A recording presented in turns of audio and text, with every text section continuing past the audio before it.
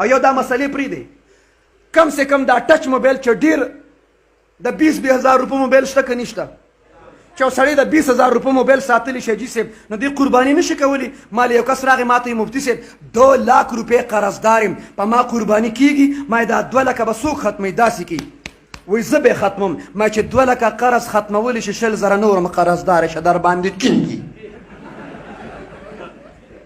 الکه 2 لکه دا موږ ټول کاروبار پراپرټۍ والا، بارګیننګ والا، تجارت کاروبار والا په قرضو کاروبار کوو که نه کوو؟ هر څه په قرضو دي، ودونه په قرضو، خیراتونه په قرضو، روزګار په قرضو، معاملات په قرضو، ټول سیسټم په قرضو چلیږي، هر څه په قرضو دي. نو قرباني به په قرضو نه کېږي؟ د خیرن بچیا مال او دې له تکړه چې راشه چې ماته چې مفتي صاحب په ما قرباني کېږي که نه په تا کېږي، خو چې چاړه زما په لاس کې انټرنیشنل قرباني کوم.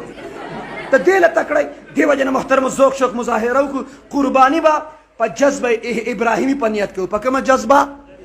په کومه جذبه؟ او تا سره د خپلې برخې غم دی چې په ما کېږي او که نه. زما ملګري دي مفتي شهزاد په کوهاټ کې، ما مفتي صاحب ته فون وکړم، ما مفتي صاحب قرباني به کې؟ ما ته وایي یو برخه مې ځان له نیولې ده، بله برخه مې مور له نیولې ده، درېیمه برخه مې محمد رسول الله له نیولې ده.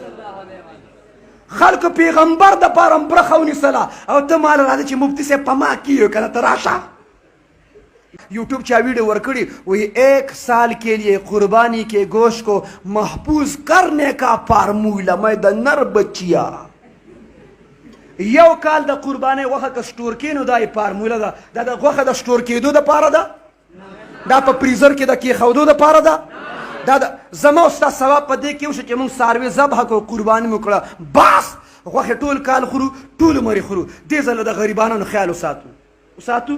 کنی زه حکومت ته وایم چې داسې لوډ شیټینګ پرې راوله چې په فریزرو کې وله خرابه کړه، فریزرو کې دله خرابه کړي، بیا چې خرابه شي نه موږ غریب له لیږو.